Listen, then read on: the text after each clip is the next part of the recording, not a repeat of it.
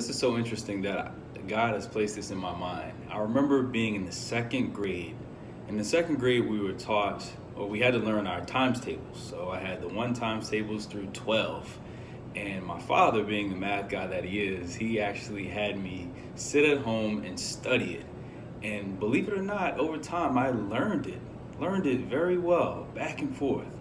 And I remember one time the teacher, at the time, she assigned me or assigned the class that particular homework on times tables, and I just whipped through it quickly. It was easy.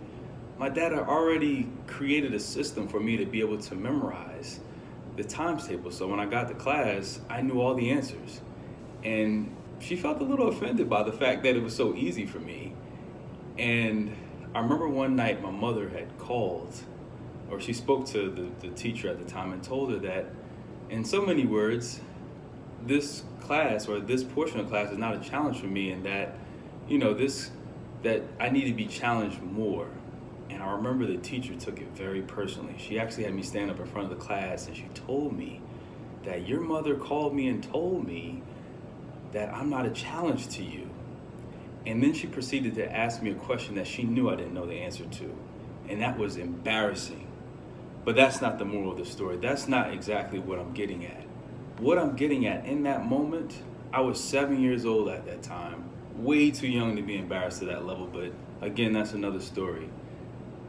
But she taught me that there's change and challenge.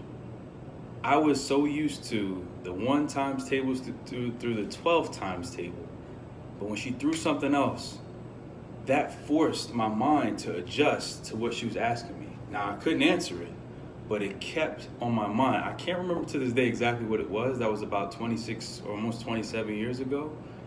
But I remember that it always stayed on my mind during that time. And eventually, I kept working at that answer.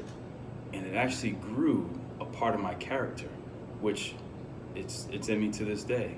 Whenever there's a challenge, I know that a change is coming. Always keep in mind that you can't get too comfortable with things. If it doesn't challenge you, it doesn't change you, the saying says. And that's very true. What's currently challenging you today? What's currently challenging you, making you uncomfortable? We need to realize that in comfort, there is no growth. In discomfort, it actually promotes growth. So be excited when that challenge comes your way. It's just another thing that's going to change you to the best person or the best version that you're supposed to be.